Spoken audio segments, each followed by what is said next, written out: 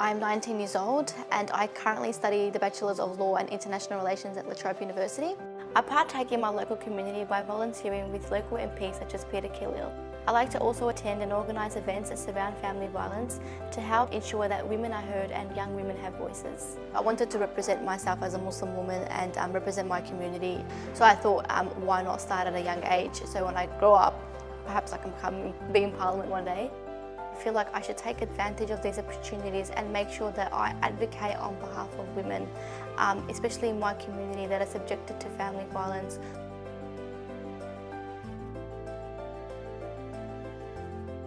My name's Leslie.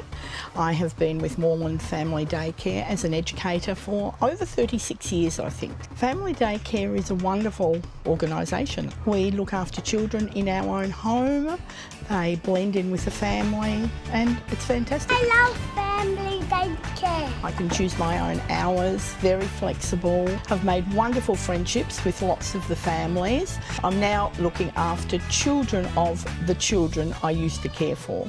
The children just growing and developing is a wonderful, wonderful experience for me every day. I'd recommend Family Daycare to anybody and everybody. Oh, where's my Scouty snuggle? Where's my Scouty snuggle? Can I have a Scouty snuggle? How's your tea party going? My name's Hilary. I've been with Moreland Family Daycare for 8 months now and I absolutely love it. The main reason I started with Family Daycare was to be with my little one. Family Daycare is a small environment, so mostly I only have 4 children and it's in a home. Moreland have been really supportive of the whole thing and they helped me find children when I first started. There's so many benefits of working Family Daycare and becoming an educator. Working in your own home, flexible hours, also just watching the other children grow and being such a part of their life. I recommend to educators that want a good life balance if they have their own child. Family Daycare is a great avenue to go down.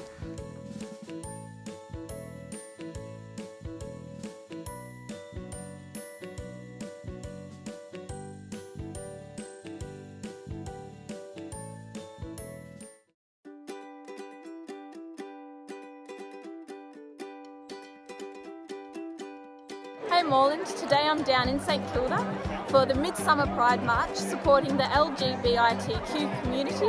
It's a beautiful day. I'm proud to be here representing Moreland, walking behind so many wonderful dedicated people. This march goes towards exactly what our values are. At Moreland, we're one community proudly diverse. More pride! More pride! More pride! More pride! More pride! More pride!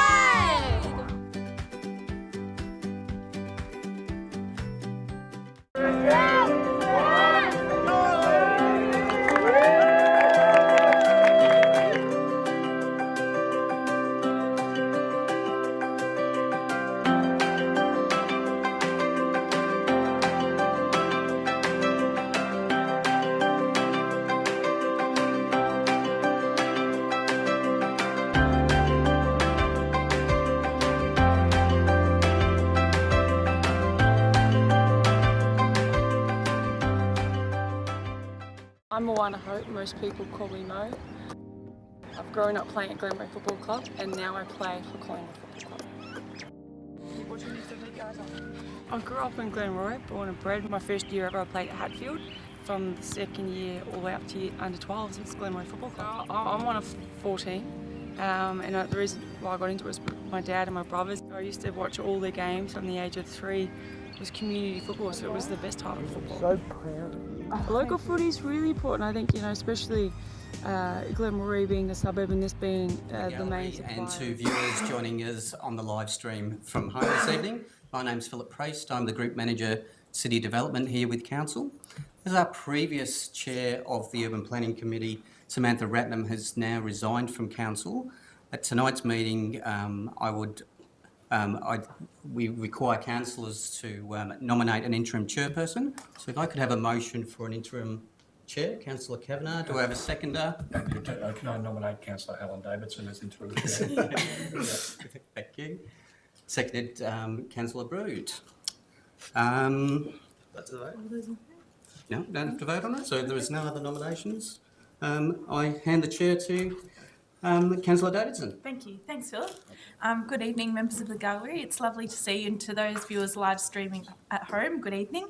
Our meeting is being held on the traditional lands of the Wurundjeri people, and offer my respects to the Wurundjeri elders past and present, and to all Aboriginal and Torres Strait Islander people. Members of the gallery, please note this urban planning meeting is being recorded and web streamed live to Council's website and also on Facebook. This recording will also be available as video on demand. Gallery attendees are advised that they will be recorded during the council meeting.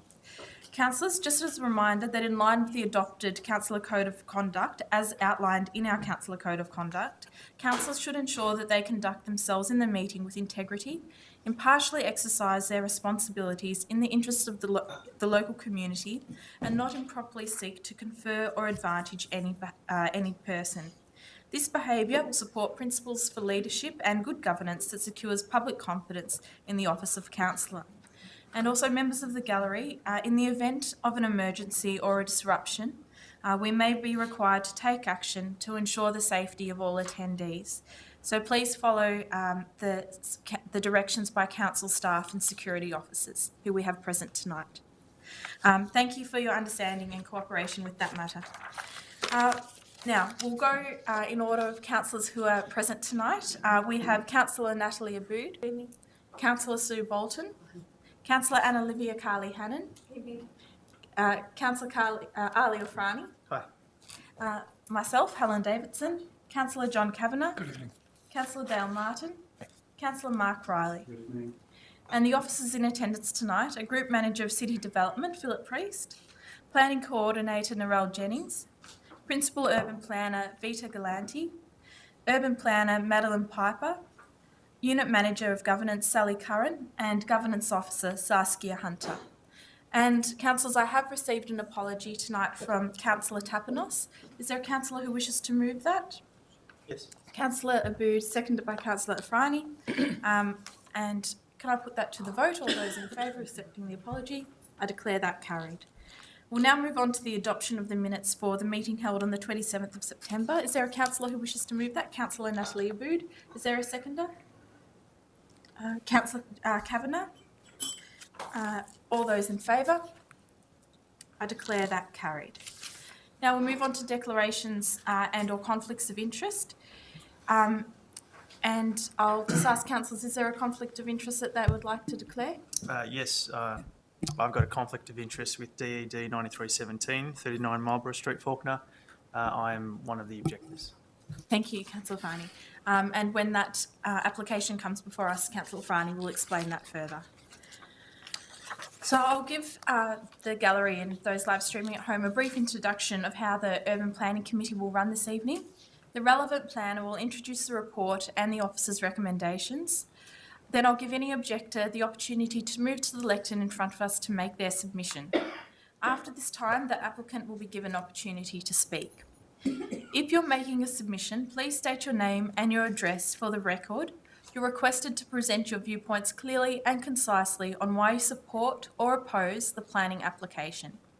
Please don't repeat what an earlier speaker has said, and keep the discussion focused on relevant issues and points that have not been previously raised. If you're opposed to the planning application, please inform the committee why you're opposed and suggest an alternative approach that would satisfy your concerns. Please use this opportunity to focus on your concerns rather than matters of detail in the officer's report.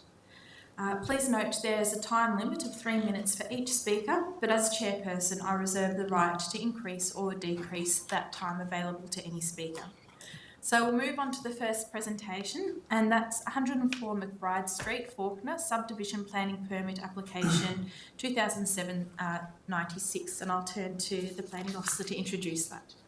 Thank you, Councillor Davidson. So this is an application to subdivide a parcel of land known as 104B McBride Street, Fawkner, into one lot and one reserve. The land is shown up on the screen as an aerial image. It's currently owned by the Roads Corporation and is currently reserved for their use, although the land has historically been vacant and unfenced. The The subject site is located within a public park and recreation zone and is affected by a number of overlays, including the environmental significance overlay. As you can see on the plan of subdivision on the screen, it's proposed to create a 1.16 hectare lot and a 5,890 square metre reserve, which is located adjacent to the Merri Creek. The creation of the reserve would allow council to purchase and invest in the reserve as a public open space corridor adjacent to the creek, as sought by state and local planning policy, and the reserve would have an average width of 34.1 metres from the edge of the creek. The application was advertised and 31 objections were received. The key issues raised in objections included potential site contamination, that the area is one of environmental significance and would result in the loss of open space, and that it doesn't comply with the Moreland open space strategy, and there were also concerns in relation to noise, traffic and other amenity concerns. So the consideration of these issues is detailed in the report commencing on page 3 of tonight's agenda. The creation of the reserve adjacent to the creek would enable this land to be secured by council as public open space, which is not currently the case. And as such, it is recommended that the application be supported, subject to conditions, which include a requirement to construct the currently unmade road located to the south of the site to provide access to Lot 1 from McBride Street. Thank you. Now, I'll ask if an objector would like to come first up to the lectern to speak to this application. Is there an objector who wishes to speak to this? Yes? Okay, please come forward.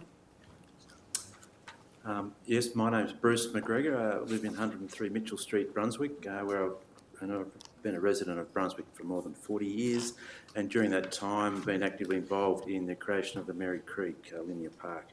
I'm speaking on behalf of Friends of Merri Creek, and we've been an objector to this proposal for a number of reasons. As pointed out by Council Officer, it's been zoned public park and recreation, and any resident or anyone else in Melbourne who looked in Melways over the recent decades would have noticed that fact. So it's quite reasonable for anyone to assume that this land would all become a public park of some sort, presumably related to the Merri Creek, because that has been the accepted strategy for the cities of Brunswick, the city of Coburg and Broadmeadows before the amalgamation into the city of Moreland. So the real question for council is to decide whether this decision is a good decision in the interests of the community. There wasn't consultation with the community while this deal was being contrived by various parties.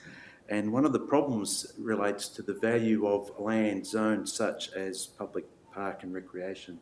So we know that directly across the creek in Reservoir, an area of land of similar size being disposed of by the Education Department was transferred to the City of Darebin for some total of $270,000. And that's because the community insisted that the existing zoning and used as public open space for the Merri Path be maintained. And so I think it's reasonable to argue that that would be the value of the land if council insisted on purchasing it from Vic Roads. As has been indicated, the proposed subdivision breaches a whole lot of council policies where engagement with the community has been involved, including the open space strategy, recent strategies about making Moreland a cooler place to live, all sorts of recreation strategies, and also the commitment to the public overlay for the Merri Creek Linear Parkland. I think it's reasonable for citizens to assume that the council will implement these policies and long-standing commitments to this area. And so the Friends of Merri Creek urge council to refuse the current subdivision application for 104B McBride Street, and they rescind the decision made in 2015 to sell Hood Street property to Vic Roads. Thank you. Thank you, Bruce. Is there another objector who wishes to speak? Ask questions at this stage, or is that at the end? Let's reserve that to the end. Yeah. Is there another? Yes, please come forward.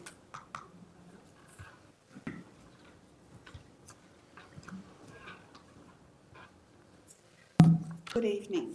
My name is Luigina Perry and I live at 23 Margaret Street. Street, Fawkner, and I have been a resident of Fawkner for the last 10 years, and I'm here to object to this proposal. I'm married to Joe Perry and live on the home site that my husband's parents bought approximately 60 years ago, where they realised their dream of owning a home and raising a family, which is what we've done since moving there.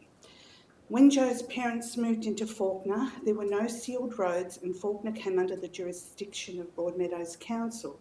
The council at the time did not have enough funds to build the roads, so they created a contribution scheme to which my in-laws and other families that purchased homes in Fawkner donated to. They did this to build infrastructure, create services and activity centres to secure a future for their children and grandchildren to come in the suburb they loved and called home. Tonight I'm here trying to do the same for my family and on behalf of my neighbours and the suburb's future generations of residents. My husband and I are here for life. We love Fawkner, our neighbours are both our friends and relatives, and we all share the same concerns about the future of our suburb. Most of what council refers to as parks and open spaces are locked sporting fields surrounded by steel fences, not accessible at all times or even at all. So it is great that we actually have an existing natural park along the Merri Creek that is tranquil. You can hear the birds chirping, the rippling water, and it makes you calm and relaxed being so close to nature without the need to drive for miles. The sad part is that this park is going to be bulldozed, replaced by a road, maybe townhouses or factories, it doesn't really matter which. All these, or part of these, will bring in more people, more cars and buildings that will be closer to the creek, forcing the wildlife to either leave or die. Decisions to develop parklands are irreversible. My other concern is that Fawkner is not like most other suburbs that can be accessed by multiple entry and exit roads. Fawkner has only one way in and out, and that is Sydney Road. Overdevelopment in Fawkner has ruined my quiet suburban street that has become a rat run for speeding cars and people who don't want to wait for the traffic lights at Dukes and Sydney roads. And this is happening in the other streets that will be further exacerbated by the Merri Creek development. Also, most mornings the entry and exit roads are gridlocked so that my 6-minute drive to work in Camberfield can become a 30 to 45-minute marathon. If this development at Merri Creek goes ahead, where are the additional services and facilities needed to handle the extra load? An unreliable bus service 3 blocks away from McBride Street and Hood Crescent entry points means people will have no choice but to use their cars. So please reconsider and keep this beautiful piece of parkland for the residents of Fawkner now and in the future to enjoy. Thank you very much. Is there another speaker who wishes to come forward? Yes. My name's Louisa Macmillan. I'm here on behalf of the Merri Creek Management Committee. Thank you for this opportunity to address you. I acknowledge that this is a complicated issue. I mean, it seems quite straightforward, just a plain subdivision, but it's actually very complex, and I know you've had briefings and multiple letters about that. I appreciated that it's intended to begin to give effect to an earlier council resolution from late 2015, and that is part of the complexity that I'm alluding to, and it's very difficult to talk about this proposal without also reflecting on that earlier council resolution. I know that's not what you're here to decide today, but in essence, I would be urging you to either not agree to this subdivision or at the very least defer it, and that at some future time in the near future that earlier resolution be revisited to see if we can come up with a better outcome than what we see as a poor outcome if this subdivision is approved. I don't think I need to tell you that Merri Creek open space is incredibly important, though I do think because we're here in Moreland and it's there and we've got it in large part due to the hard work of people like Bruce McGregor, we tend to forget how incredibly special it is and its significance, not just to Moreland, but the whole of metropolitan Melbourne. I can only see it becoming even more important in the future. And as someone alluded to, once open space has been developed, privatised, it's, we're looking at centuries to be able to ever bring it back. The 35 or 34.1 metre on average reserve is an outcome. If we were 20 or 30 years ago, we'd say it's a fantastic outcome. I think it's a substandard outcome in this day and age, and a substandard outcome in relation to council's own policies and strategies. I think it's really important that this whole proposal is revisited, if that is at all possible, to strive for a much better outcome and to look at the future of this whole area in relation to the adjacent land that's targeted for transition to residential. I'm sorry, I'm repeating what's in my letter, so I shouldn't say that anymore. So as I said before, really in summary, either refuse this application or defer it for a little bit. I know there's concern that the Roads Corporation might rush straight off to VCAT because council hasn't made a timely decision. I can't assess that. I would hope they wouldn't if someone senior in council got onto the phone to them tomorrow and said, look, there's a lot of community concern about all of this, can we please revisit it? And I understand there may be some other liabilities that council might incur if it changes its mind, but I would say you need to take the chance to make a really good decision on this. Thank you. Thank you very much. Thank you. Is there another objector who wishes to speak?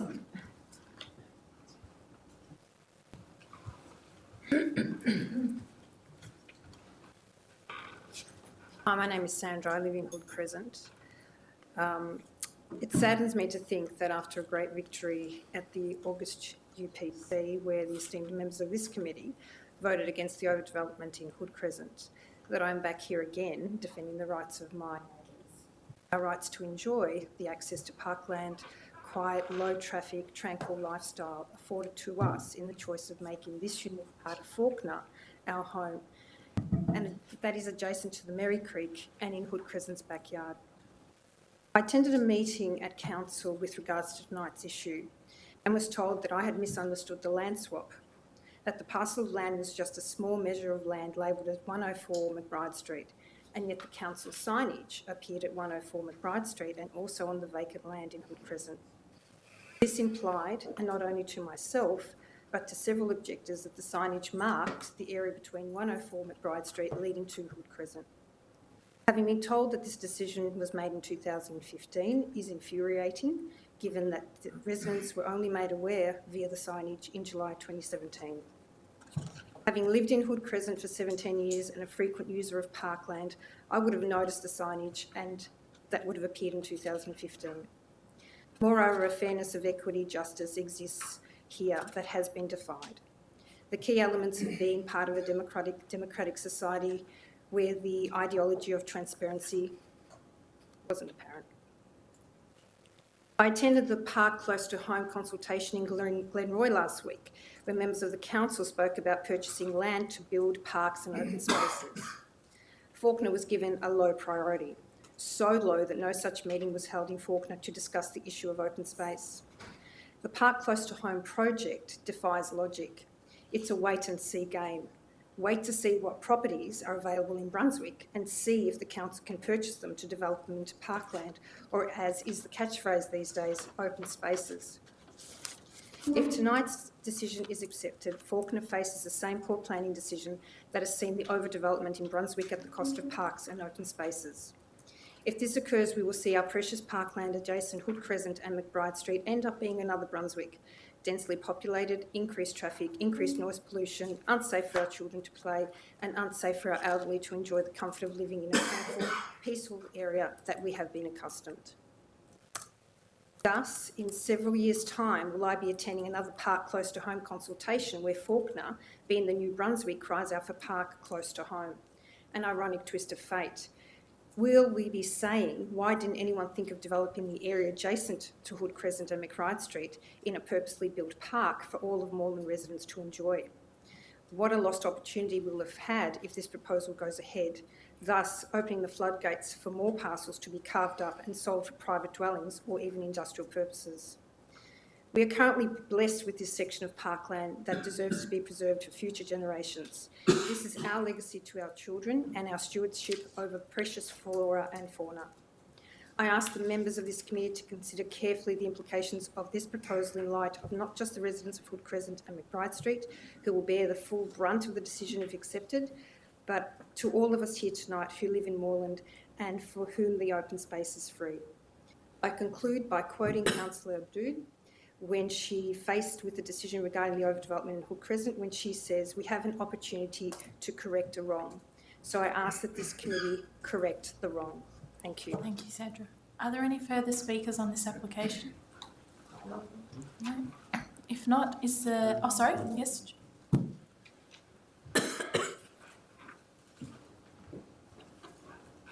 Good evening. I'm Joe Perry, Fawkner Residents Association. If this proposal is accepted by the UPC to facilitate the subdivision, the loss of open space will be irreversible, and the hardships for the residents of the east of Fawkner compounded even more.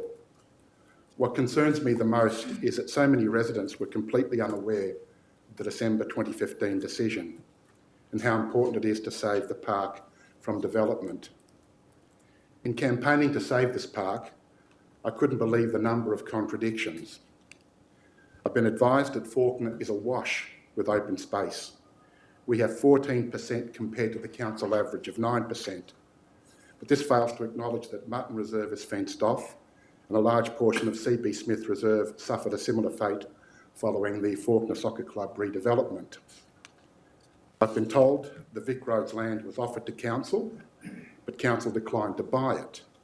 And then no, Vic Roads did not offer the land to council. Regardless of whether it was offered or not, it doesn't stop council from buying the land and preserving it for future generations. And in doing so, avoid the disaster that will be inflicted on the residents of Fawkner. There's currently nearly $40 million in council's open space fund that's supposed to be used to maintain existing open spaces and create new parks. I was told that the $10 million Vic Roads requested for the site was just too high a cost to be paid out of the $40 million open space fund, which might be true today, but council's own modelling forecasts this fund will grow by around $7 to $15 million annually. And using the midpoint of $11 million annually, that equals a staggering additional $209 million into the fund by 2036, or $249 million when you add in the current $40 million balance. With high-density development marching north through Moreland, every inch of publicly owned open space has to be preserved for the future. When I see the potential for the park as a connection to nature, or even as a place for school children to experience a natural environment, it contrasts so starkly with council's vision for more factories or townhouses. Many on council have said to me the 2015 decision can't be reversed. And what's the point of voting no tonight? It just goes to VCAT and Vic Roads still gets their development. The point is, let Spring Street be condemned, and not Moreland Council, and not you as councillors, committed to the environment and the future. Tonight, please do no harm. Say no and reject the proposal. Thank you, Joe. Are there any further speakers? Yes, please come forward.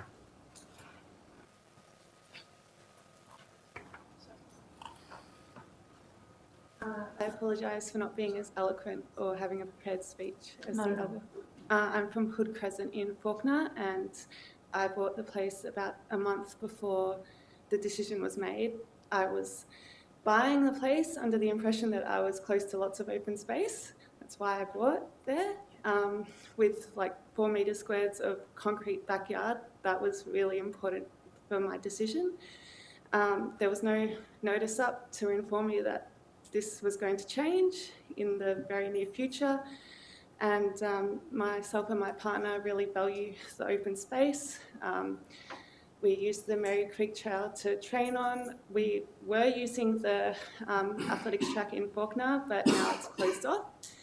And so that was a great loss to myself and my partner, who's an Olympian. So yeah, we would like that retained as open space. We think the creek corridor is inadequate, being less than 50 metres, but ideally we would like that park retained as a reserve. The entire place, not the entire space, not just the 35 metres.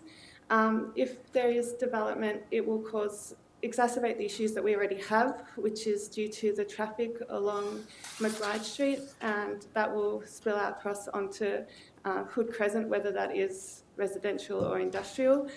We also have pollution from across the creek in Darebin City Council. They just built a factory across the street from us, and I was talking to a neighbour, and we get pollution wafting over Fawkner. So yes, and it's also a wildlife habitat. I'm out there running in the morning most days, and I see wallabies, and the neighbours see wallabies all the time. With the increased population density, the open space is really valued, and please don't make the same mistakes as have been made by past councils, where that's resulted in the lack of open space in other suburbs in the council, such as Brunswick. And yeah, please keep the space for locals and all Victorians to enjoy next to the Merri Creek Trail. Thank you. You spoke very well. Are there any further objectors? No. In that case, is there a representative for the applicant present? Big Roads? No? No? Okay. In that case, I'll open it up to councillors to ask questions of the officers. Councillor Wood. Yeah, I've got 2 questions. The first is, was the Moreland City Council in fact offered the land for $10 million and refused? Is that something that actually happened? Because I'm not sure. I'll hand over to... That might have to be something I take on notice. It's a question more for the property department than, yeah. And the second question I had was, do we have an explanation about why the Merri Creek Management Committee and the residents weren't consulted about the decision in 2015 in December? Again, councillors, my understanding of that issue is that there wasn't a requirement in relation to those that decision for a consultation, but that it was reported to a public meeting of council. Thank you. Councillor Bolton. I've got 2 questions. One is when the original decision for the land swap was made in December 2015, it was mentioned in the council report that the open space area of council was opposed to the land swap, but it didn't say what the reasons were. And I was wondering if we've been able to find out from the open space area what those reasons were. And I've got a second question. Yeah.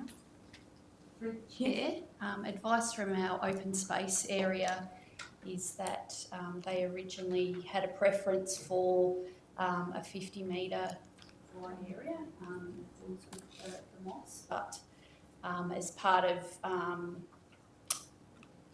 the offering of the land from Vic Roads at 30 metres, that then resulted in the negotiation around the 30 metres and the additional 5 metres.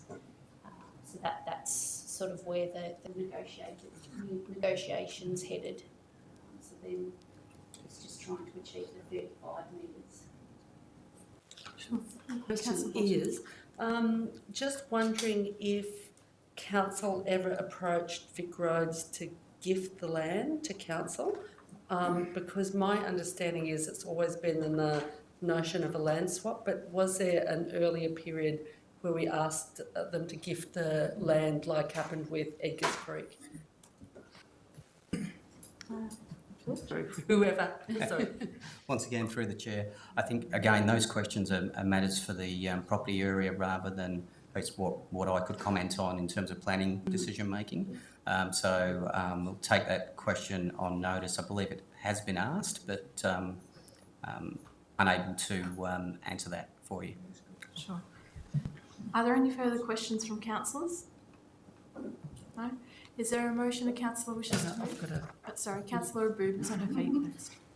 Yeah, I'd like to put the councillor recommendation plus add a part B to the recommendation. Sure. And the part B reads, it might come up on a screen, that the Mayor writes to the Department of Environment, Land, Water and Planning advocating that if a request is received from Vic Roads via the Fast Track Government Land Service to rezone Lot 1 on PS 803-709A, that the request be assessed via Planning Stream Pathway C to enable public participation in the amendment process. And point 2 of Part B, which would read, to note that any future planning permit application for medium density development of Lot 1 would be subject to a public notice process, and that the location of any development would be considered against the objectives of the Moreland Planning Scheme, including clause 21.03/6, Open Space Network, the environmental significance overlay, the development guidelines for Merri Creek, MCMC 2004 and the Moreland Open Space Strategy 2012-2024. This would include consideration of an appropriate setback of development from the public open space at Butthall to achieve the intent of the 50-metre wide open space corridor sought by Strategy 16.7 of clause 21.03/6. And if I have a seconder, I'll speak to it. Thank you, Councillor Abood. Councillor Riley to second. That was a mouthful. Okay. First of all, I want to address the quote, which I said we have an opportunity to correct a wrong. I firmly believe that on this occasion we don't have an opportunity to correct a wrong. We have an opportunity to manage this situation going forward. So I think that we aren't in a position, considering the 2 years of work that's gone on behind the scenes between the Moreland City Council and Vic Roads, to follow through on the commitment that was made at the December 2015 meeting, which was voted for unanimously by that council, and I see as one of, not too many, but one of the historical mistakes that the previous council was involved in, or just didn't have the wherewithal to deal with. I think that because of the work that's been going on for the last 2 years, we aren't in a position to undo it. I think that what we can do through our planning scheme, and this is reinforced to me by a few things, including hopefully the outcome of the VCAT trial for Hood Crescent, but also the recent success at VCAT of the objection at Spry Street, which I follow closely, which is right on the creek. The situation at 1 to 9 Moreland Road, where we've managed to secure the 50-metre setback from the creek. I completely agree that it would be fantastic if we could keep this whole piece of land for public open space. And I think that Fawkner and North Coburg, where I live, are very lucky in terms of how much open space we have compared to the south end of the city. But I don't see that if it is a $10 million fee, we're in a position to use a quarter of the open space contributions buying open space in Fawkner, which is deemed to not be in a dire need of open space as compared to the south end of the city. I'm very concerned about the notion that Spring Street will be condemned, because I think if we cancel this now, it's Moreland City Council who'll be condemned, because we've been acting like this is something we're going to do for almost 2 whole years, and for us to backflip on that right now is not going to make Spring Street look like fools, it's going to make us look like fools. I am very concerned, well actually I'm very hopeful that we might see a scenario where the community can potentially be involved in a similar sort of campaign like a group of residents in Darebin to secure the land from, in this case, Vic Roads rather than the Education Department. And I think it's a real shame, and I understand how it's happened, that the member for Fawkner and various other people haven't been lobbied hard to ask Vic Roads to gift this road to the council. When I bought my house on Newlands Road 10 years ago, and I've since moved, but one of my uncles called me because he had a very old Melways, and he said to me, have a look behind your house, which backed onto Gulf Road. I think there's going to be a freeway the old Malway showed that there was this road reserve going through, which is what part of the recommendations are, to take off the road reserve from this piece of land, because currently it's actually zoned that the idea was Vic Roads would build a road through it. I think that we're going to see more and more development. Urban Planning Committee is not my most favourite part of being on the council, but it's a necessary evil for us to manage these kind of decisions going forward. And I know that it might not be a popular choice, but I don't feel that we have the levers to stop this and obtain the land the way we might have wanted to 2 years ago. Thank you, Councillor Bood. Councillor Riley? Thank you. Thank you to all the objectors for your presentations. They're most welcome and enlightening. I've been listening and reading the correspondence. I just want to make a distinction, which is that what I am supporting tonight is securing 35 metres of the boundary from the creek for public use for the council, and to actually reward our community for all of the hard work for saving this creek in the first place from a motorway. And now we're sort of living with the legacy of that tonight, and there's a bit of confusion about how we're going to deal with it. So I'd like to invite you to think about this as being part 1, part B, or lot 2 and lot 1, depending which way you look at it. But what we're asking is that we go through with tonight, we get this secured and we get this sorted out for us, and we have that part of the creek in our public hands and in open space, and we're addressing all the issues and the amenity that people have been talking about tonight. That then allows us in this Part B amendment to actually go into further discussions and consultations with you, and allows time to consider, listen and negotiate some further outcomes that would hopefully satisfy you and all of the people at the Friends of Merri Creek and the Merri Creek Management Committee for all the excellent work you've been doing over the last 30 years. What we need to be doing in that case, once that starts, is I would invite you to be talking to the right MPs. I notice some federal MPs are involved in this, but really they are not the influences here. We need to be getting into the ears of our state MPs, as Councillor Bood has mentioned. So I really would like to see us, I think the environmental issues and the contamination issues are addressed in this motion tonight, and they will be examined and cared for in terms of what works might need to take place and what infrastructure lies in this particular tranche along the eastern edge of the Merri Creek. And I'd invite you to work with us, and I'll be certainly doing all I can to see that we do even attempt to get a land swap, or at least something that's in the realms of hundreds of thousands, not in the millions, as some people seem to think that's okay. I would not like to be seeing our public open space money going that way. So getting back to this, I just think that this motion tonight is actually securing our 30 metres plus 5 metres for the shared path, and we can get that in place, and that can go ahead without any hold-ups, and then we can start to focus on the land to the west of that section there in part, I think it's called lot 1, so that we actually address the issues around lot 1. So I think there are 2 pieces of land here, and there are 2 steps, and I'm hoping that we can actually come to a satisfactory outcome for your community, the concerns that you've expressed here tonight. So thank you. Thank you, Councillor Riley. Are there any further speakers? Councillor Fran? Thank you, Chair. Thank you, committee. Thank you to the objectors for your presentation tonight.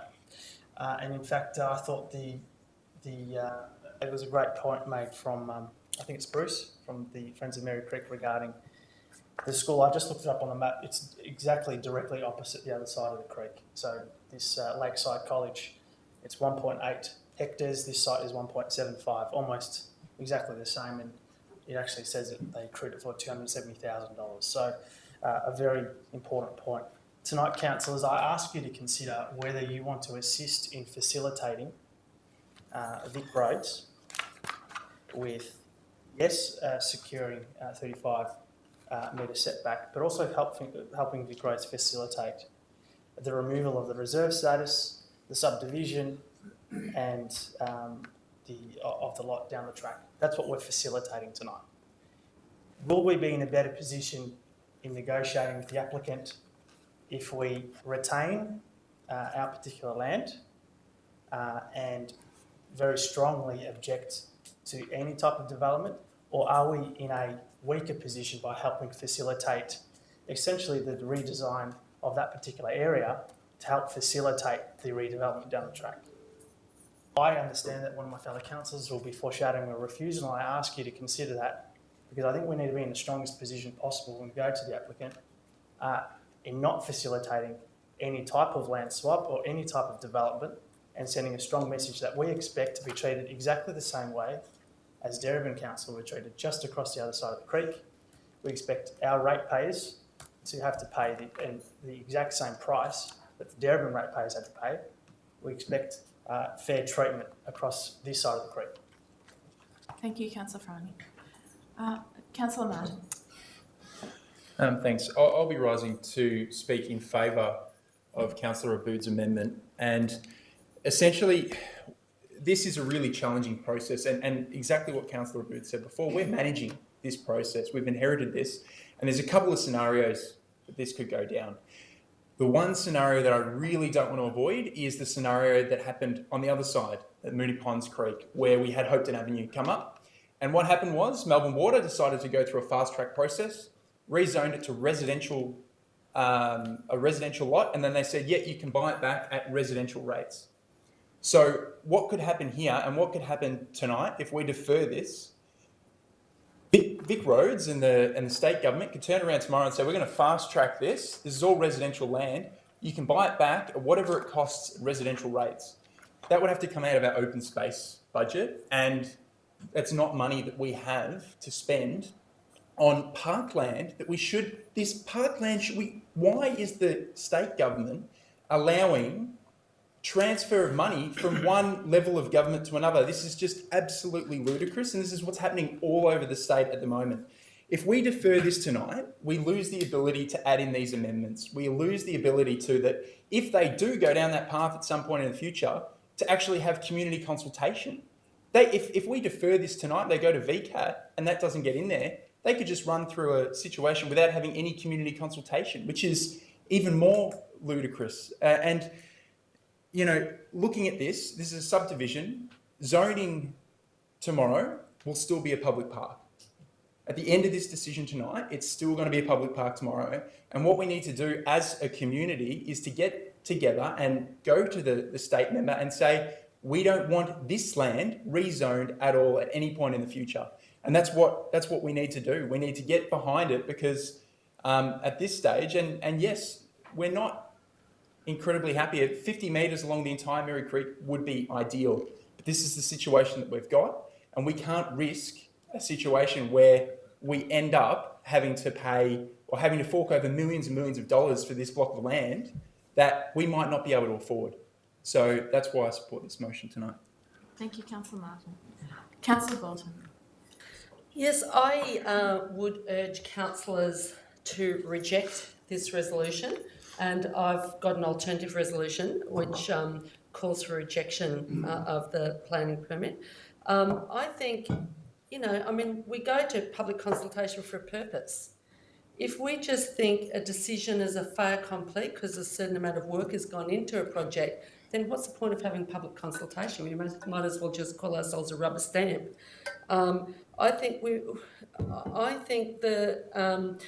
a rejection or a deferral, but I'd prefer a rejection, would allow us an opportunity to reconsider the original land swap, in particular because there was no community consultation around the original land swap. And I think community consultation is for a purpose. It's meant to present us with extra information that we might have missed out on through our internal processes to prevent us, to hopefully prevent us from making a dud decision which may be irreversible.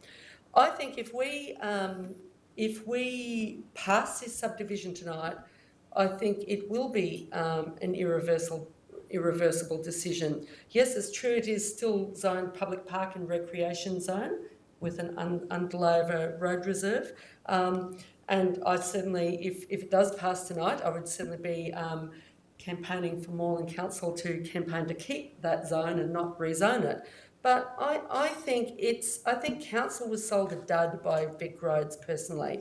So 30 metres from the creek, they can't actually, it's not as great a deal as it sounds like. they can't actually build right up to the creek, right up to the so it's not really, they haven't really given us anything because they can't actually build on that land anyway. And I think for them to be able to develop it, yes, it's true they could develop it without this land that council currently owns at the end of Hood Crescent, but it would make it more difficult for them to develop it. It would, if we reject this tonight, this will give us an opportunity to do what the Darebin residents did. I think it'll be much, much harder. Much harder. You can never say impossible, but much harder. If we vote to allow this subdivision, we will make it much harder for any resident campaign to have success in campaigning for the state government and Vic Roads not to sell off the land and to private developers. I think it's much harder, and I think we do need to think about the future. It is true that in councils, a park close to home, this area of land is recorded as open space. I mean, it is recognised that it's not council-owned open space, but it is considered part of the open space within Fawkner. So I think we do have to be consistent. There is a guideline of Melbourne's Melbourne Water's Waterway Corridor Guidelines specifies a 50-metre wide corridor on either side of a waterway the size of Merri Creek. We certainly don't meet that. We've been struggling to meet that in a number of places. I think we do need to keep this, not only for the residents of Fawkner, but for all of Moreland, for all of Melbourne, because these creeks are sort of certain lungs of Melbourne. So I certainly call on councillors to think about what we're doing here. If we vote to allow this, it will be close to irreversible. I think we need to stop. That's why we have public consultation, in case we miss things. I think we need to stop, and I think we need to reject this and revisit the original decision. Thank you, Councillor Bolton. Are there any further speakers from council? Did Councillor Bolton have a seconder? No, that would be as a foreshadow if this is lost. But she's just objecting no, to the... No, Councillor Carly-Hannon. Okay, so I'm going to be speaking in favour of Councillor Wood's motion as well. I mean, this is a very difficult one, I do understand. I guess I'm being really honest when I say that I don't believe that we hold the levers, and my whole heart believes that if we were to defer or to refuse this, that it would be taken to VCAT, and that it would be putting us in a really bad position for a whole lot of examples of us trying to negotiate good outcomes for our open space with the issues that I think Councillor Martin raised around the land acquisition and the fact that we're finding ourselves constantly having to try and buy land. And we should not be having to buy land from state government in the millions of dollars. I don't agree that acquiring the 35 metres is a bad outcome. I think it is actually really good, because I think it puts us in a good first position to secure protection for Merri Creek, and also allows that, already we're not planning to rezone, and our plans for future, anything that we're going to go on future there would be always aiming to protect the Merri Creek.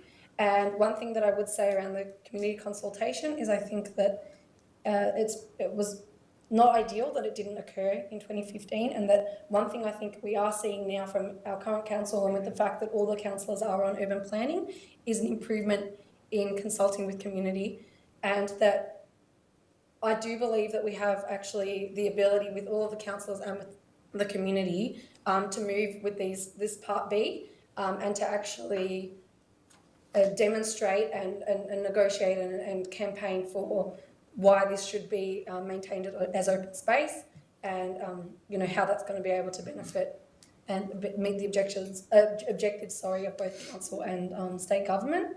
So yeah. Thank you, Councillor Carly-Hannon. Can I close the debate? Yes. Are there any further speakers from council? If not, If I could through the chair, just there was questions asked earlier, and I'm able to respond to at least one of those questions. What I've managed to retrieve is there was an email sent to all councillors on the 10th of October from the Manager of Property and Governance, and in that email, the advice, it doesn't talk about a particular figure having been discussed with officers back in 2015, but it does clarify that there was never an offer made to council to sell the entire site to council. There was an offer made to sell the 30 metres from the creek to council and discuss that. The discussions with officers from that point in mid-2015 were then about how to secure greater than 30 metres to allow for the bike path, so to negotiate the other 35, the extra 4 to 5 metres to secure the bike path. So that's a piece of advice from the Manager of Governance from earlier this month. Thank you. If there's no further speakers, Councillor Abood to close the debate. Thank you first for that response. I have to admit it was a Dorothy Dixer, but unlike the Dorothy Dixers we get at our council meeting, I forgot to tell you that it was coming so you could find the answer.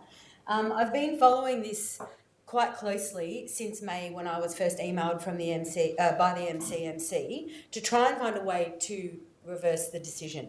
And I've asked a lot of questions, and I want to draw attention to the fact that the officers have put together 5.5 pages of recommendations. And I think that a lot of those questions that have been asked have been addressed in the 5.5 pages. So I know that these things are tedious, but I expect that everybody has read the recommendations and understand the detail that is being drilled down to, including the contamination and our objectives for that particular piece of land. I want to stress that going ahead with this, I think I said it before, the reserve status is the road reserve, that doesn't change. We can't change that it's zoned public parks and recreation. So that's not what it means by removing the reserve status. In terms of retaining our particular land, the only bit of land we own is the block of land at the end of Hood Crescent. And I think it's also worth realising that we should be able to expect to be treated the same way that Darebin Council has been treated. But I don't know that we've treated Vic Roads the way Darebin Council treated the Education Department, because I think that we've sent a signal that we were happy with the decision that was being made, and I don't know that Darebin Council said to the Education Department, yes, we'll do it for 2 years, and then change their mind. So it's a great idea, but I just don't know how much leeway we would have. I know this is a tough situation, and I would definitely have voted against or tried to find a different way to deal with the decision that was made in December 2015, as I'm sure many of us would. But this is the path that I've taken, and I hope that councillors will support my amendment to the recommendation. Thank you, Councillor Abood. I'll put that to the vote. All those in favour of Councillor Abood's motion? All those against? I declare that carried. And I'll now hand over to the officer to outline the legal process from here. Thank you. So the Urban Planning Committee, has just decided to issue a notice of decision to grant a planning permit in accordance with the officer recommendation, but with the addition of a Part B recommendation, which requires some requirements which are shown on screen, I believe. So following the issue of the notice of decision, objectors and the applicant will receive a copy, and objectors will have 21 days to appeal council's decision at the Victorian Civil and Administrative Tribunal. In the event that no appeal is lodged, a planning permit will issue. Thank you. Thank you. We'll now move on to the next planning application, 39 Melba Street in Fawkner, and Councillor Fani will explain the conflict, and I'll just give the gallery a chance to leave and the officers to resume their seats.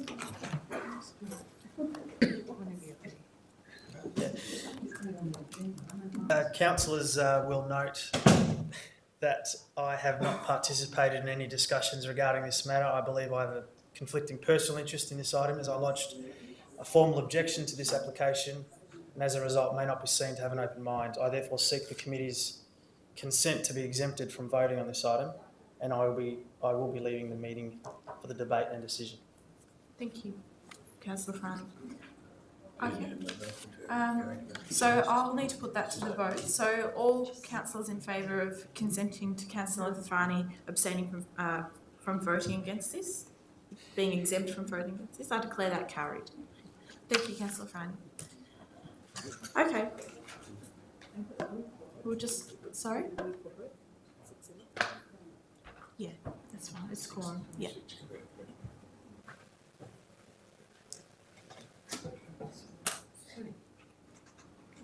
Okay. Thank you. So this is an application for the construction of 3 dwellings at 39 Marlborough Street, Faulkner. That's 2 double-storey and 1 single-storey dwelling. On the screen is an aerial image of the site. The site is currently vacant. Planning controls which apply to the land are the neighbourhood residential zone and the development contributions plan overlay. On the screen is the ground floor plan that was advertised. As you can see, the vehicle access is along the east side of the site, which is the right-hand side of the page. The open space for the dwellings is on the left-hand side or the west, for the front 2 dwellings, and at the south for the 3rd dwelling. On the screen is the first floor plan of the advertised plans, showing the upstairs levels of dwellings 1 and 2. On the screen are the elevations of the proposal. At the base of the image at the bottom left is a streetscape elevation showing the proposal in the context of Opera Street. Public notice, so it was given to owners and occupiers of all adjacent lots, which is not through 19 letters, and a sign was placed on the front of the site. 1 objection was received. The main issues raised in relation to the vehicle access, traffic impact, and whether it's an overdevelopment of the site. The key planning considerations are proposal's compliance with Clause 2201 neighbourhood character and Clause 2055 2 or more dwellings on a lot. And the recommendation is for a notice of decision with the key conditions requiring the changes of the draft concept plans which addressed concerns raised in relation to the car parking layout and the front setback to comply with the standard. Thank you. Thank you. Are there any... Oh, okay. So is there a representative for the applicant present tonight? No? Okay. Councillors, do you have any questions for officers? No? Is there a motion a councillor would like to put? I'd like to move the officer recommendation on page 24, 25, 26 and 27, and if I have a second, I'll put. Thank you, Councillor Kavanagh. Councillor Abood. Councillor Kavanagh? Just to say that when we had the original plans, on that case I may have been more inclined to refuse it, but with the adjustments that have been made, my understanding is it is now totally compliant with the conditions, the adjustments that have been made, added to the conditions that have been placed on the officer recommendation, and therefore I'm supportive of the application. Thank you, Councillor Kavanagh. Councillor Abood, do you wish to add anything further? Yes, I just wanted to draw attention to the ESD features of this application. I think it's great that it has a 6.5-star NAIDES rating, that it has water efficient fixtures, 2,500 litre water tanks to each dwelling, double glazing to all, etc., etc. But my concern is that there is no solar on the site, and I expect that it's probably the kind of design that involves quite a few reverse cycle air conditioners on the top floor, which are necessary as things heat up. And I think that it'll be great when we start seeing developments that take into account the fact that making your own power means running reverse cycle air conditioners is much more feasible and has a better economic outcome. I want to also just stress that the changes that were made make this development a lot closer to a better outcome, but also that if it was put potentially in a little bit further down the track, there would be 8.25 square metres more of garden area required from the site, and I'm looking forward to that happening as well. Good point. Thank you, Councillor Abood. Are there any further speakers on this application? No, in that case, I'll put that to the vote. All those in favour? I declare that carried. And I'll now hand over to the officer to outline the process from here. Thanks, Nora. The Urban Planning Committee has resolved to issue a notice of decision to grant a planning permit. A copy of that notice will be issued to the objector and the applicant. The objector will have 21 days in which to lodge an appeal, and the applicant will have 60 days in which to lodge an appeal against any conditions. Thanks, Thank Nora. Can I ask that Councillor Afrani be welcomed back in?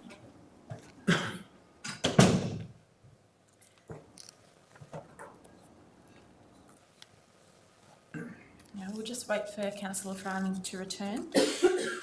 And for our audience, the next application is 307 to 309 Sydney Road, Coburg, planning application 458A. I'll hand over to the officer to give an introduction of the application. Thanks, Nora. Thank you, Councillor. This is an application to amend an existing planning permit for an indoor recreation facility at 307 to 309 Sydney Road in Coburg. So up on the screen is an aerial photograph of the site and a zoning map. The site is made up of two parts marked by the blue stars and separated by a right-of-way. So there's the right-of-way, Baxter Street and Sydney Road. So the existing gym operates from this building, and the rest of the site is a car park access from the right-of-way that has 3 car parking spaces. The application was advertised, and we received one objection concerned with increased noise, increased demand for parking and increased traffic. They're the existing endorsed plans, which show the building and the existing car park, and the layout of the building, so showing sort of changing facilities at the back of the building, and then the gymnasium area with access off Sydney Road. So the proposal is to increase the hours of operation, so allowing a 5 a.m. commencement and 7:45 p.m. finish on weekdays, and introducing Sunday operation, increasing patron numbers from 36 to 54, and a request to delete a condition which currently requires a 15-minute break between classes.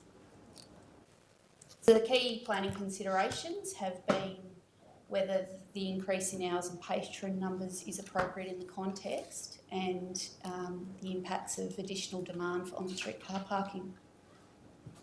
So it is recommended that the application be supported with the exception of the 5 a.m. start, but the other changes are recommended for support. Thank you. Thank you. Is there an objector who wishes to speak in relation to this? Yes, please come forward. Good evening, everyone. Susan Ferguson. I live at number 5 Baxter Street, Coburg, and I'm objecting to, I hope everyone's had an opportunity to read the letter that I've lodged on the 27th of August, which are the hours of operation, patrons, parking and session times. If you can bring that photo up again with where the planning is, I'm right on the corner of Baxter and Brown Street. That's the one, yep. So where the gym is, because they've only got a 3 parking situation at the back of the gym, everyone comes, there's hardly any parking in Baxter Street, they all come round into Brown Street, and our house is the first one to take all the parking from the very front down to, or right through, halfway through the street.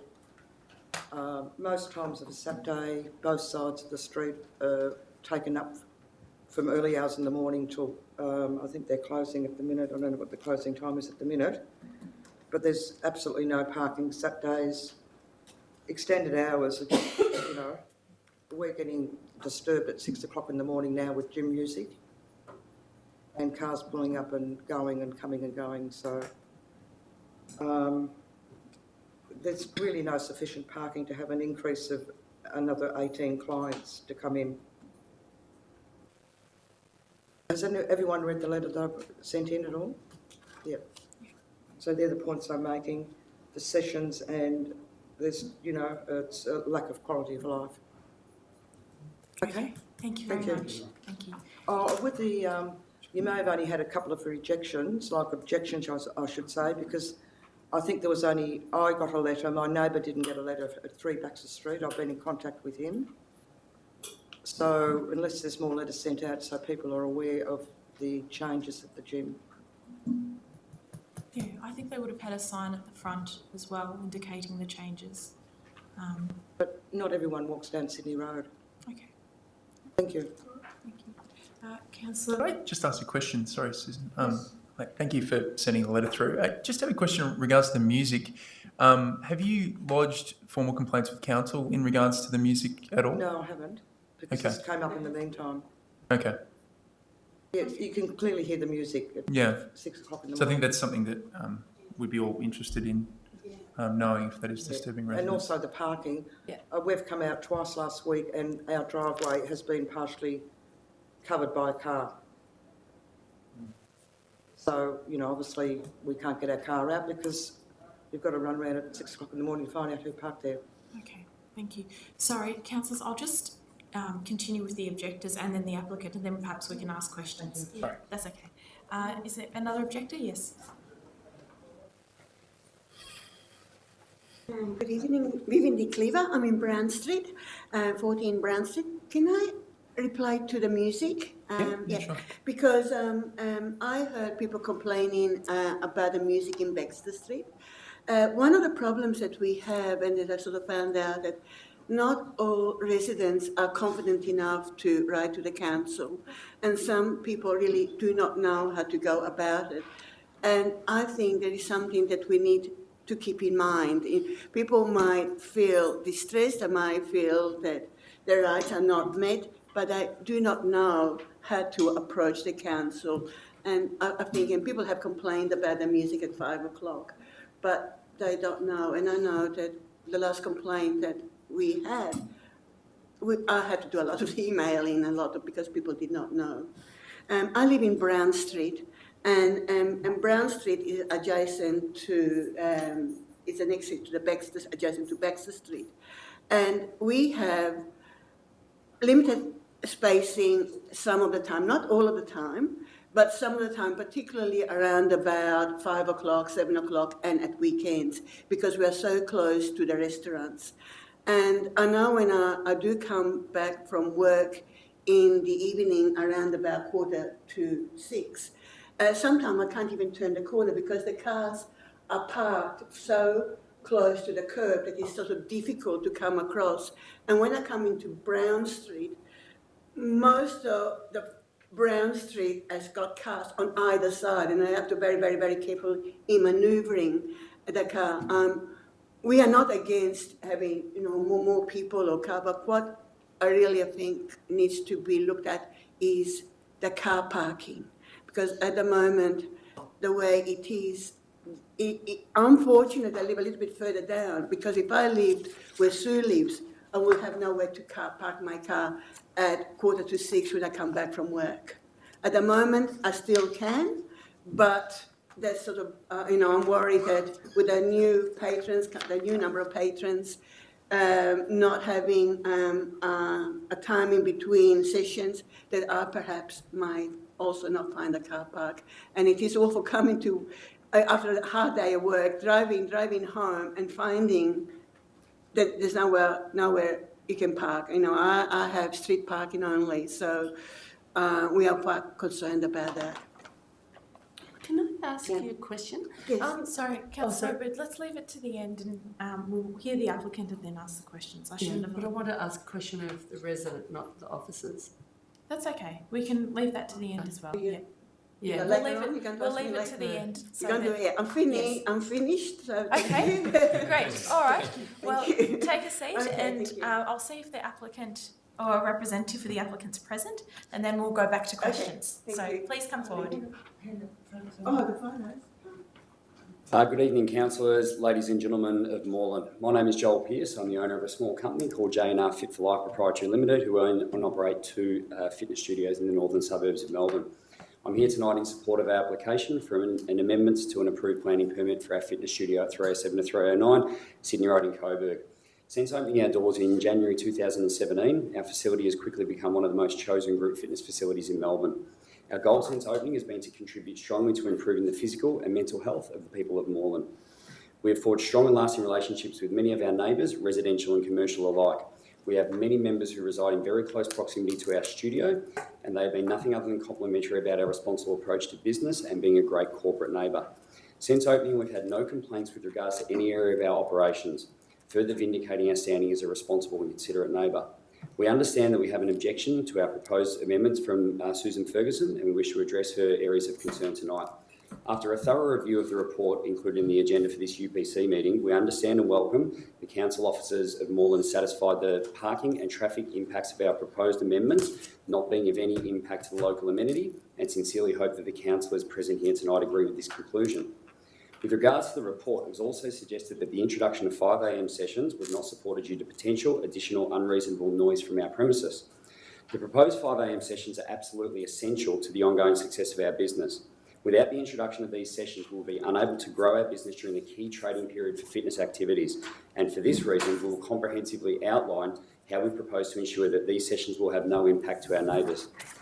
With regards to noise, our studio is, as always, committed to operating within the relevant limits prescribed by the State Environment Protection Policy. If approved, we propose to eliminate any potential impact to our neighbours with the 5 a.m. session through the implementation of a condition similar to the one on our planning permit, reading: employees, one only, starting at 5 a.m, must enter via the front entrance, Sydney Road, and not park in the area at the rear of the building, eliminating any chance of unacceptable amenity impact to residential properties. As a further measure to eliminate impact on local residents in the 5 a.m. sessions, if approved, we would implement the following policies and procedures. We would adjust our policies and procedures to allow for the following day's session to be set up the evening prior, minimising the amount of time prior to each session that any employee is required to arrive at our studio. An email would be sent to all clients advising that parking for the 5 a.m. session would be on Sydney Road. Being a very quiet time of the day on Sydney Road, and with our entrance being on Sydney Road, it would be the likely option for our clients in any case. Our policy and procedure manual already indicates that any music to be played at very minimal levels for all sessions outside of business hours. With regards to parking and traffic, we welcome the council officers' findings that our proposal would have negligible impact on local residents.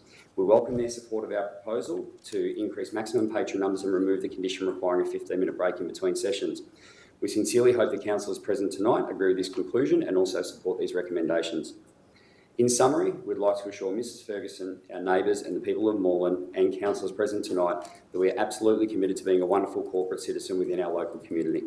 We believe that the requested amendments to our planning permit are fair, reasonable, and will not in any way adversely affect the local community that we operate in. Thank you very much for allowing me the time to speak to you tonight, and sincerely hope you look favourably upon our application. Thank you. Thanks. Sorry, Councillor Bolton, you had a question.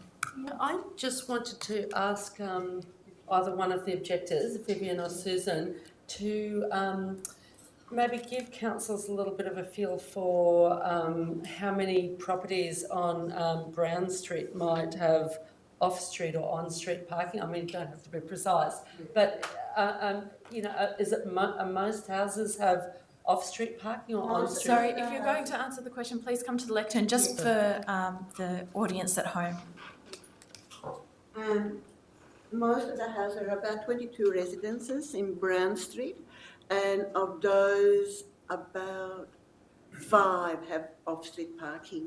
The residences on the west end side, they, with the exception of 3, they all have on-street parking because they're little Victorian cottages and they don't have a big backyard, so they're all on-street parking.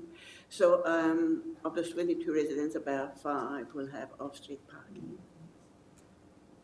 Thank you. Councillor Abood, do you have a question for the applicant or?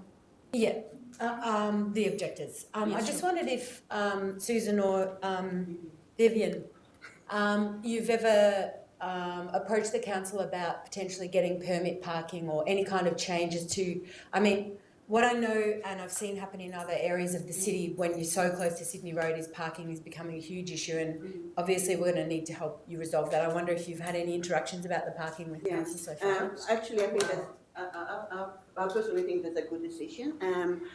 Need to decide what type of parking limits. For example, if it is 1 hour, that might not help us, but if it is, say, after 5:30, residents only, that would be a good decision. And personally, I cannot speak for my neighbours, but personally, I think that that would be a good decision. Any more questions? Yeah. Any more questions, councillors? I think maybe Susan wanted to respond to the parking thing as well. Not the parking, I just wanted to respond to what you said in your So, talk that you're... so sorry, it's not meant to be a backwards and forwards Okay. discussion with the I'll leave it applicant. then. Yes, Thank thank you. One for the applicant. if Yes, that's right. Councillor Kavanagh. Just for the applicant, how long have you been Please come to operating the left. under the current planning permit, and have you been able to keep? Have you been able to abide by all the permit conditions that are currently in place, like the 6 a.m. start and only 36 patrons on the premises? Yeah, at very irregular times during our 8-week challenge, we have had to, due to absolute overflow on few occasions, have more than 36 patrons. Yes, we have. And the hours of operation, you have And increased those? again, very irregularly. When doing our challenge, we have also opened slightly earlier than that, than the 6 a.m. Without any impact to local amenity. Thank you. Thank you. Councillors, any further questions? Councillor Afrani? Yeah, one for the applicant. Sure. You mentioned you've started this gym in 2017. Yes. Could you tell me how many members you have now, and do you know how many would be residents of Moore? Based on my understanding, they would all be residents of Moreland. We don't have. There's a lot of our studios in other suburbs. We don't generally have people travelling from other areas to come to our studio. They're very, very localised. At the moment, the Coburg studio is sitting at around 280 members. Right. Councillor Riley. You just, in that case, I'm just wondering whether you have any policies to encourage active transport, because even though you're offering a health facility, one of the things I'm interested in is activating our community to actually get on the bike and walk and run and so on. And what do you do to discourage car use or non-car use and promote other forms of transport and access, because it seems to be interlinked here? At this point in time, we haven't done anything other than providing a bicycle parking rack, and also one for our trainers that's internal to the studio, and a bicycle parking rack for clients external to the studio. But it's certainly something we could look at to tie in with the health and fitness message as well. Great, thank you. Councillor Bolton. I was just wanting to ask you about the parking issue, and how have you made any attempts to try to resolve some of the parking issues that residents are experiencing? Because my understanding is a staff car park only takes about 3 parks, so customers can't, or clients, gym users can't park there. And while some people probably do catch public transport, it seems that a lot of people drive to the gym, and so there's already a problem for residents, and as you heard, some of the residents don't have off-street parking. So what have you done to try and resolve that issue? So, with all due respect, we've only just been made aware when this application was, when the objection was presented, that there was a problem with parking. We've had no complaints from residents or council like at any point in time in relation to the parking. Since receiving that objection, we've spoken to our clients during peak trading periods and let them know about the clearways on Sydney Road and what time those clearways exist, and that also there's a park on the opposite street. I'm very sorry, I've lost the name of it. There's 15 car parking spaces directly opposite us on Sydney Road, where clients can park, and they've been making use of that area there to try and take pressure off Baxter Street. And it wasn't until this objection that we're aware there was an issue in Brown Street. Councillor Abood. I'm just wondering, considering what you have heard today and your comments about wanting to resolve issues with Vivian and Susan, who have some problems, whether you'd be up for the idea of, maybe putting some signage around the gym saying, don't park over people's driveways, and keep in mind that the residents are being impacted on when you, just to be aware, like if you'd be, I hear that you've had the conversation, but would you be prepared to put something up? Yeah, we'd be prepared definitely to do that, and also to advise all our members via email that about being respectful of our neighbours, of course. Okay, if there's no further questions from councillors, Councillor Bolton. I was just wanting to ask through the Mayor if council officers could comment on who got notified, because I think one of the difficulties with projects like this is that generally you notify the adjoining properties, which are businesses, so they're unlikely to really raise any issue.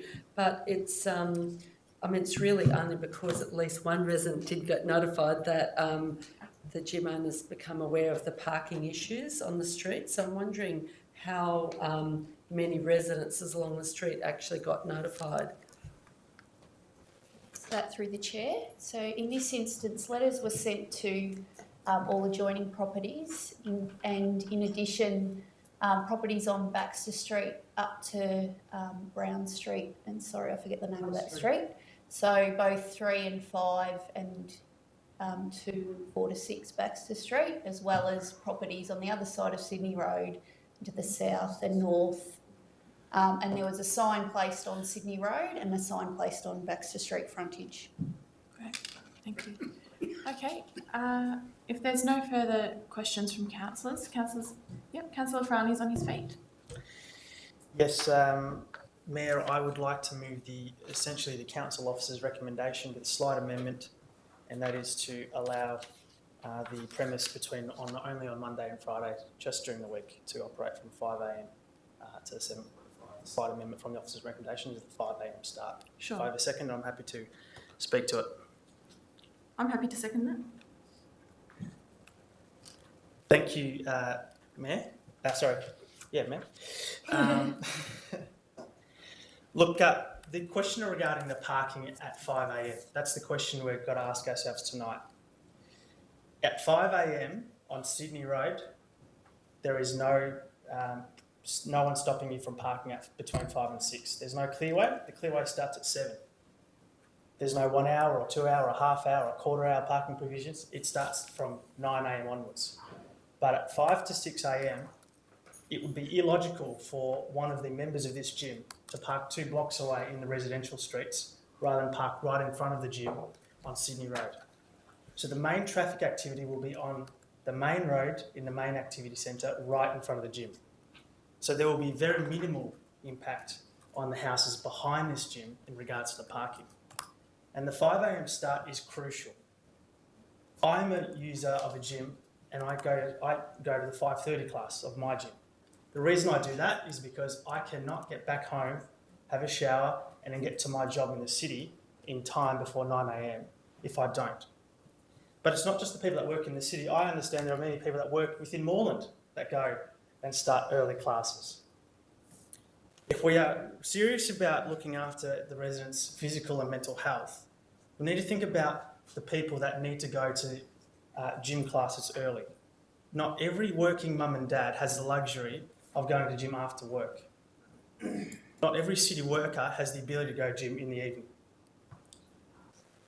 Now, the employees starting at 5 a.m. must park in the front. That is another provision that not a provision in the amendment, but that is a rule that the applicant has put into his staff. And there are 280 Moreland residents going to this gym now. By allowing this additional flexibility, you can almost be certain that that will grow into the 300s and potentially the 400s down the track. It's a fantastic mental and physical health outcome for the City of Moreland, and I encourage councillors to get behind this. There shouldn't be any concern regarding the parking. Everyone will be parking on Sydney Road. It'd be illogical to park 2 or 3 streets into the back streets of this area. Thank you, Councillor Farney. I think you summed that up quite well. I'll just add a few words as well. I think that the opening hours of 5 a.m. actually encourage people to attend at that time, which consequently alleviates the stress on the roads later on down the track. To me, that seems logical if people are encouraged to say, this is available, please come at this time, it's going to alleviate that stress. The other clear point is that there has not been any objections to this gym since its inception at the start of this year. I think that is a really clear indicator of how well they are performing and their compliance with Moreland's principles and also complying with what the residents expect in the surrounding areas. And as Councillor Frani said, Moreland tries to encourage our residents to be more active more often. I think that this facility is doing exactly that. I have attended F45 in the past, and I've thoroughly enjoyed the experience. And I wish your business all the best in the future to flourish. I think you're doing a great job. Councillor Abood? Yeah, I am a gym user and I think it's great, and this ties in with our health and wellbeing, active Moreland strategy, but also I need to kind of address the health and wellbeing strategy. And before I heard something in the objections, I was all for Councillor Farnley's amendment, but now I'll be voting against the 5 a.m. start just because of the noise. You know, I have little kids who wake up at 5 o'clock every single day, and it is absolutely dead quiet. And I think that if we can make sure that the noise is not an issue, and I go to group fitness, it's very, very noisy. There's no denying that, and that's totally fine because it helps you work. But it's just something that's been a bit of a red flag for me. So I'm really happy with the officer recommendations, but I won't be accepting the amendment on this. Thank you, Councillor Booth. Councillor Bolton? Yes, I'm actually starting to be opposed to the whole permit or the extensions to the permit. I mean, I actually, from the point of view of having more gyms and so forth, and more of a range of operating hours, you know, yes, it seems like a good proposal, and I definitely understand the idea of going early in the morning. Some workers can only do exercise like this early in the morning. They don't have the opportunity to do it after work. So, I mean, I definitely get all of that. But I also think, you know, you do need to balance up the amenity and for nearby residents. And I think the reason we only got one objection is because it was the people who are affected are more likely the people in the street, the residents, not necessarily the other office buildings and warehouses, etc., the other retail outlets on the street on Sydney Road. I've certainly personally had several people who live in that surrounding area say to me, how could council allow a permit without for a gym without providing car parking? That's what's been said to me by several residents, including people who are not in this room tonight. And that's why I asked the question about the off-street car parking.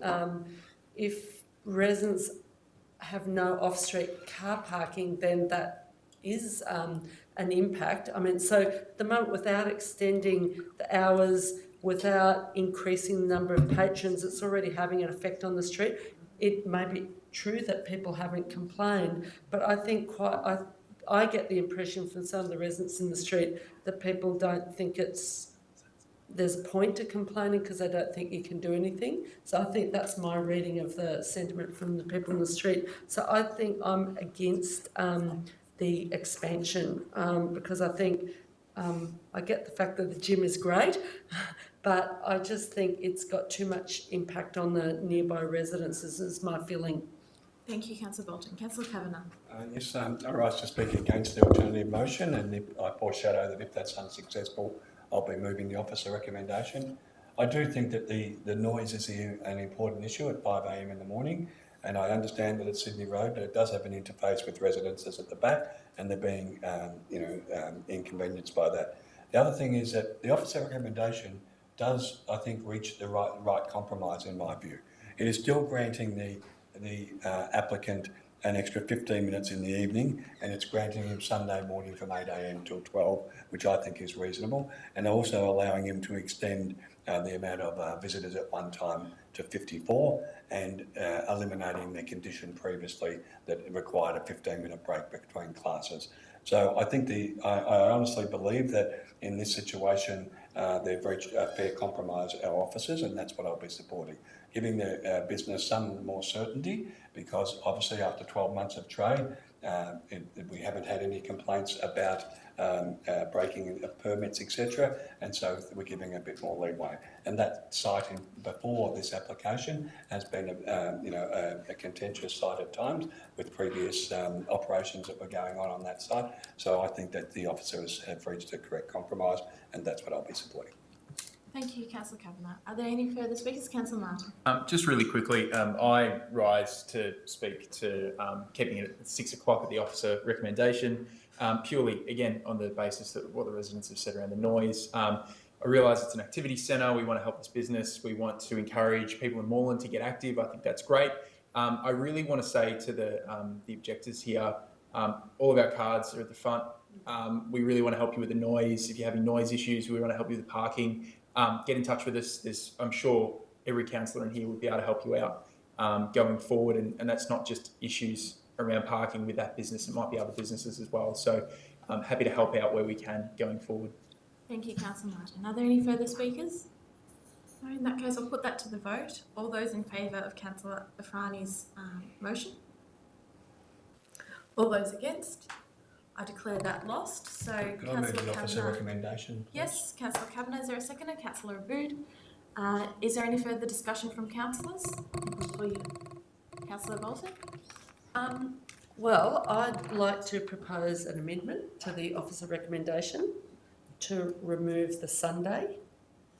Sure. Is there a seconder? No. So, for a lack of a seconder, that will lapse. Is there any further discussion on this? Councillor Abood. Yeah, I just wanted to reiterate what Councillor Martin said about the concerns with the parking and the noise. From my perspective, I'm happy to support this recommendation because I believe those issues already exist and that council can help you to resolve them. So I don't think that changing the operating hours the way it's being proposed, I can't find the language, is not necessarily going to change the issues that already exist. But I just want to reiterate that we've seen lots of issues with parking before, and I think that you can see that the applicant and the owner of this business who's here representing himself is potentially, in a position to have a dialogue with you about working out how it's going to work for everyone. So just follow that up. Thank you, Councillor Abood. And Councillor Fran. Very quickly, just wanted to thank the applicant for his for choosing Moreland and activating this space. Given that, unfortunately, my alternative recommendation didn't get up, I'll be supporting this application, which is to allow you to extend the hours to 7:45 the Sunday, and also the increase the numbers on site. So and removing that 15-minute block to hopefully give you some more flexibility. So hopefully that assists your business with its growth, and we thank you for working in this area. Thank you, Councillor Fran. If there's no further discussion from councillors, Councillor Bolton, I think you've already spoken on this. No, I just moved an amendment, but I didn't actually speak to it, and people didn't second it, so I haven't spoken. All right, Councillor Bolton. I would like to just get people to think about, or other fellow councillors to think about the fact that this proposal is proposing to increase the number of patrons to 54, which I think if it was in a different location, I would totally support that. But I feel that the residents in Brown Street really get a cop it with that, because if there's already problems with parking, and I accept that the applicant was not aware of that before because people didn't felt that they had to like it or lump it kind of thing, and maybe gym users hadn't were going for convenience rather than thinking about the park across the road, and there certainly does need to be some measures made by the gym to deal with the issue of parking. But basically what council's asking residents to consider doing is buy parking permits to solve the problem, when actually it's to me that seems a bit inequitable, because the applicant hasn't provided any parking, but the residents have to pay for parking outside their houses if they don't have off-street car parking. I mean, if they had off-street car parking, I think it would be a different case in point. But I feel as if, as I'm hearing the debate, I'm feeling more uncomfortable with the whole proposal. I mean, as I say, I'm if there weren't these little residences with no off-street parking backing onto this business, I wouldn't have any problem with any of these, this proposal. It's just really because of the number of residences with no off-street parking at the back, and it's already a problem, which means that an extra number of patrons is going to be a bigger problem. And I'd certainly call for, if this goes through as it looks like it's going to, I'd certainly call for the applicant to have a meeting with residents beyond the 2 residents who are here tonight to think about maybe ways of dealing with the traffic issues, parking issues, I mean. Thank you, Councillor Bolton. I'll put that to the vote then. All those in favour? All those against? I declare that carried. Thank you, councillors, and thank you to the members of the gallery. Oh, sorry, we need to pass over to Narelle to wind up the legal process from here. Thank you. So the Urban Planning Committee has resolved to issue a notice of decision to amend planning permit subject to the changes set out in the recommendation in tonight's agenda. The objector will, and the applicant will receive a copy of the notice outlining the changes. The objector will have 21 days in which to appeal that decision, and the applicant will have 60 days to lodge an appeal against. Thank you very much, Narelle. Thank you to the members of the gallery for voicing your concerns, and the objectors and the applicant who has come as well. Thank you, councillors, and I declare the Urban Planning Committee meeting closed. Thank you.